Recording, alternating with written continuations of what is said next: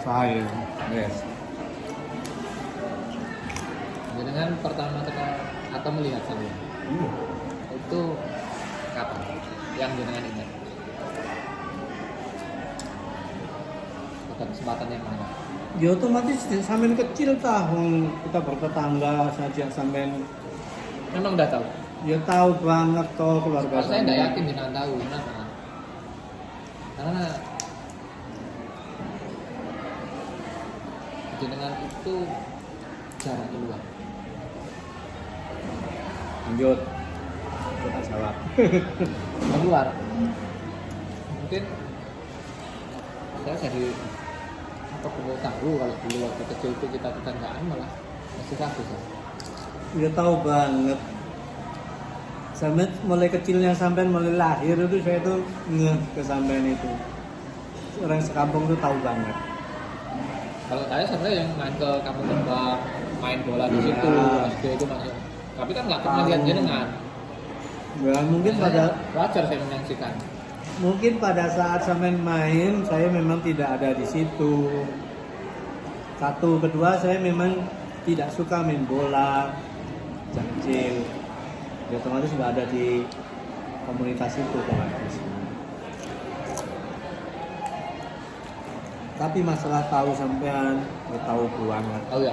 tahu banget. Nah itu kan satu Ya satu kelas sama kelas. saya. Angkatan. Cuman kan karena usia kita terpaut jauh, jadi nggak pernah interaksi.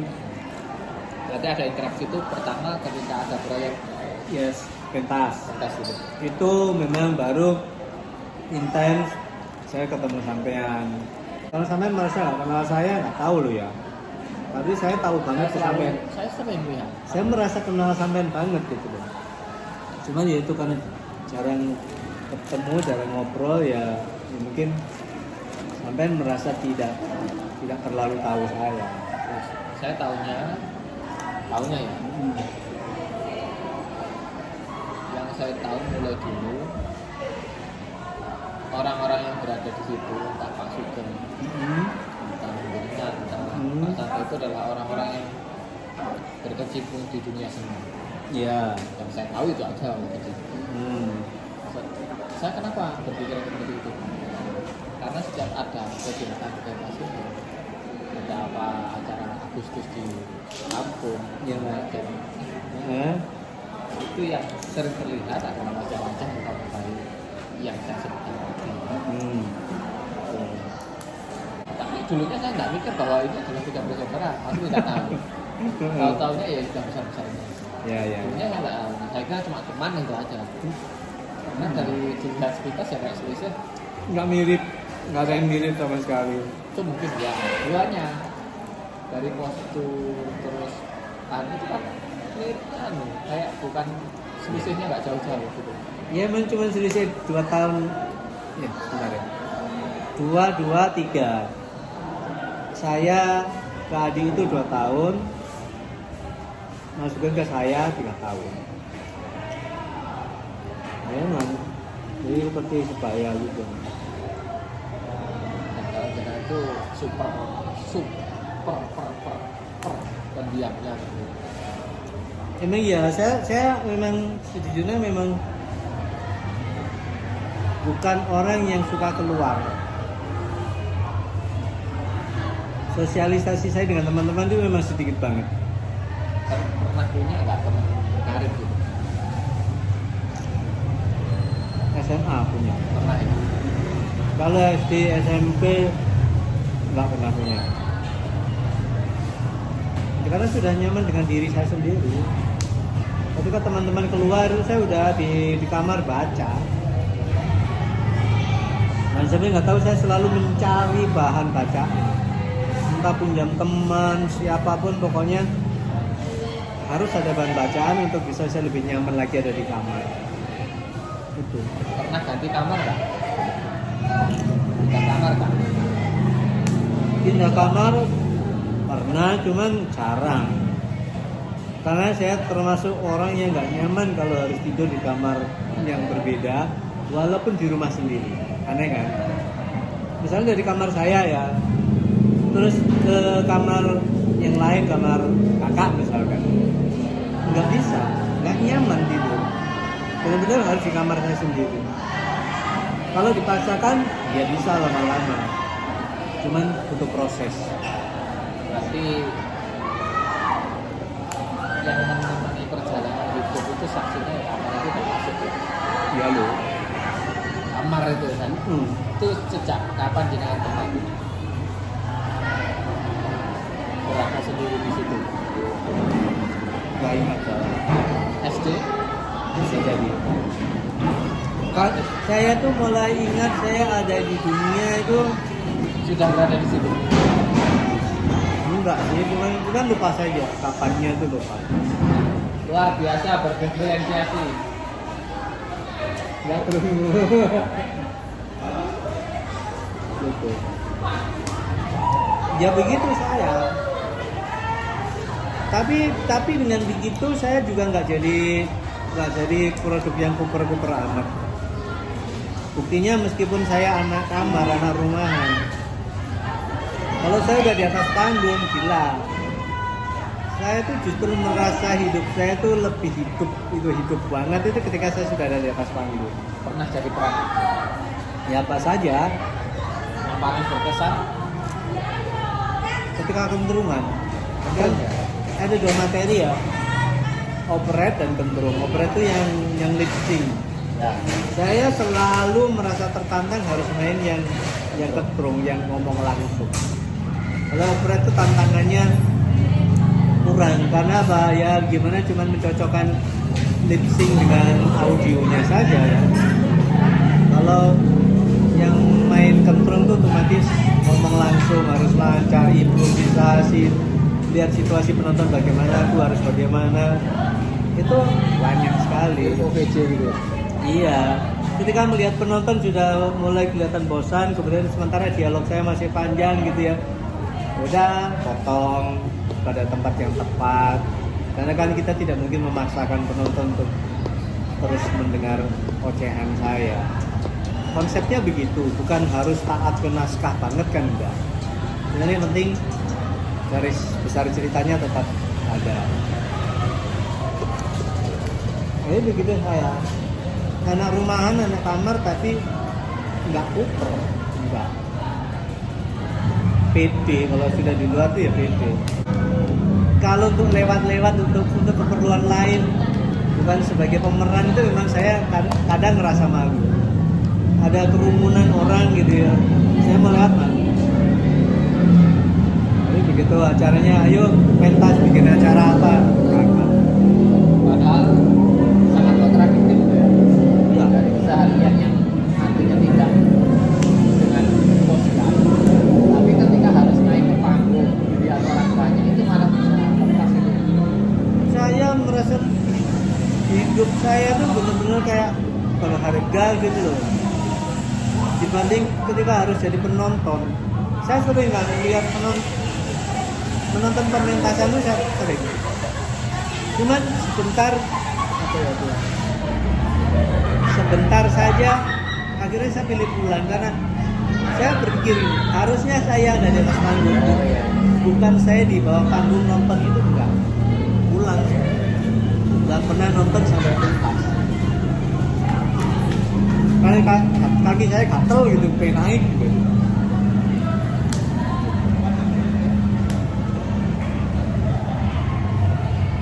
Orang bilang saya tuh pendiam gitu, padahal enggak. Saya kalau sudah ketemu dengan orang yang nyambung secara obrolan, tuh udah kemana-mana bisa. Tapi ketika lawan bicara diam ya, saya jadi ikutan diam. Dan jadi nggak tertarik untuk membuka obrolan. Karena untuk saya bisa ngobrol tuh itu tadi, secara rasa tuh harus nyambung dulu gitu kan ya. Kalau yang diajak ngobrol memang nggak berkehendak untuk ngobrol ya saya pikir ya buat apa dibangun obrolan.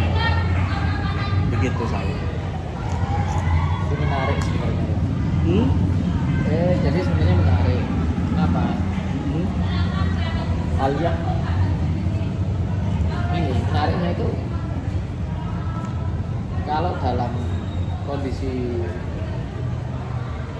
kehidupan orang. Istilahnya kan lebih asik dengan dunianya sendiri. Ya. Entah itu mampu. Ya baca.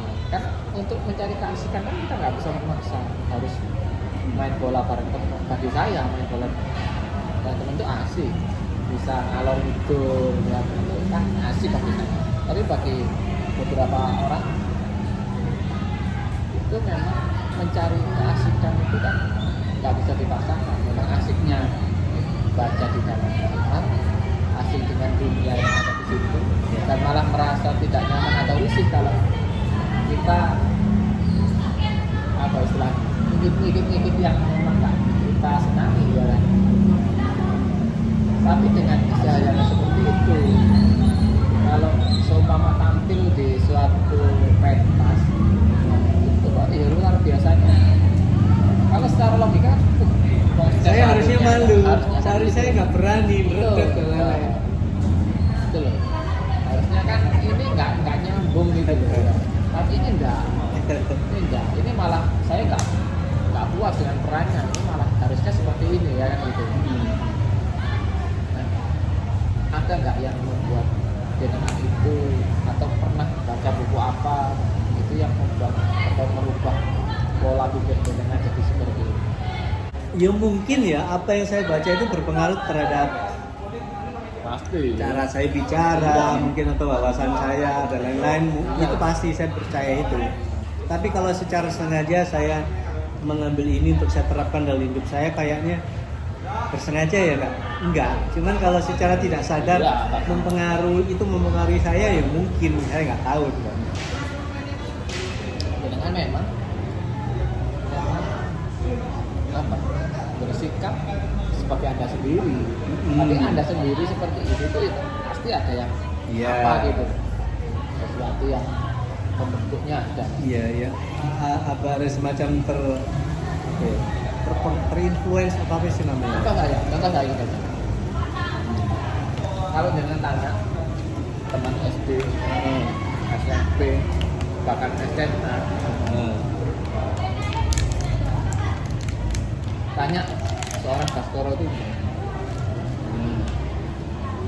semuanya itu sebagian besar pasti bilangnya adalah anak kuliah yang seperti itu tuh, yang ya, ke hal-hal yang seperti itu lah, ketika anak-anak rumahan itu.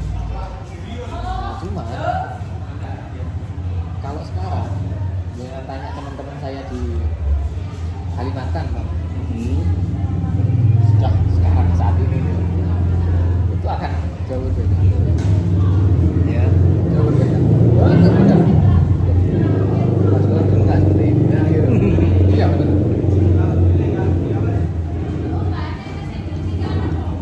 Perubahan zaman membentuk saya seperti itu. Nah ya, jadi suka hal-hal yang konyol, suka hal-hal yang slengan, itu yang membentuk di masa-masa perkuliahan. Tambah masuk lagi di lingkungan yang ternyata satu frekuensi, sama-sama konyolnya, sama-sama slangnya, ke bawah sampai sekarang. Kalau dulu saya tuh unggah hukum ini, pokoknya kayak pokoknya dan sewekan lah istilahnya. Nah, kayak ningrat yang ini tuh. Dulu saya aku itu. Dan teman-teman banyak yang bilang, diam dia waktu iya. Ya.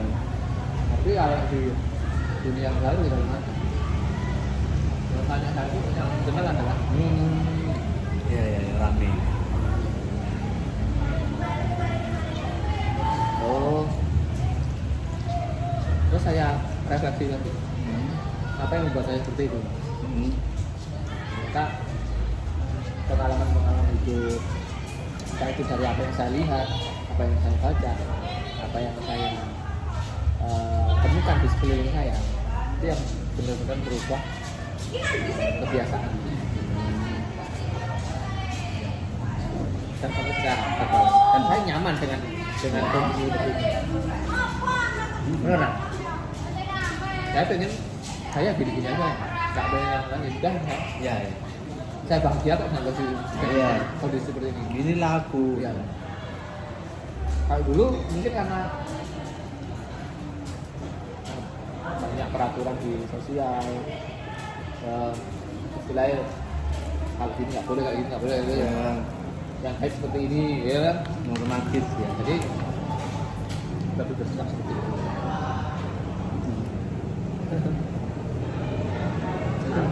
Baru sadar ini Mas Bas, kependiaman saya tuh makin kesini tuh titik berikutnya ya, malah membuat saya jadi pribadi yang cenderung cuek, dari pendiam jadi cuek. Jadi saya tuh begini, saya tuh tak ngurus kalau apapun yang buat saya jadi nggak penting itu saya jadi nggak ngurus. Bukan orang mau perhatian sama saya, mau enggak ya bodo amat gitu. Saya jadi nggak pernah perhatiin saya dong, misalnya gitu. Nggak akan ngurus. Jadi hal apapun sekiranya memang tidak menguntungkan buat saya ya udah saya tinggal. Misalnya ketemu orang terus orang nggak mau sapa saya, ya wis, nggak masalah. Nggak jadi beban bang. Apa sih sampai nggak nyopo aku? Nggak pernah jadi. Ya berarti lagi nggak kepingin nyapa saja. Secuak itu saya udah. Nah di sini dan itu buat saya jadi lebih nyaman.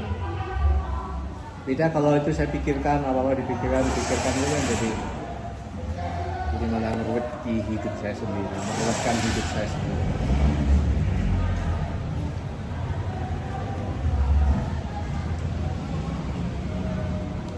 Seperti ini saya merasa merdeka.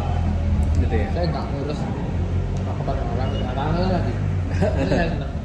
Iya. Kalau seperti itu ya sudah sejak dulu saya itu.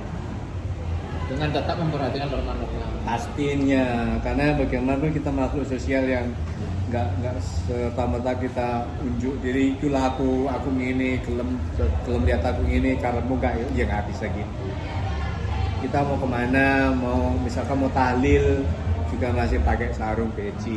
Perkara setelah pulang kemudian pecinya ditaruh, kita pakai kaos oblong sandal jepit ya sudah. Tetap kita melihat di mana dan harus bagaimana itu tetap. Cuman secara garis besar, secara umum tuh ya gini saya tulis Kak ngurus.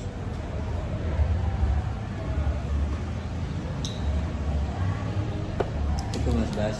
Makanya udah habis, minumnya sudah habis, ngobrolannya Hari entah ini kemana saya saja. benar-benar ditraktir sama Mas Ganti. Terima kasih banyak. Ini pinter.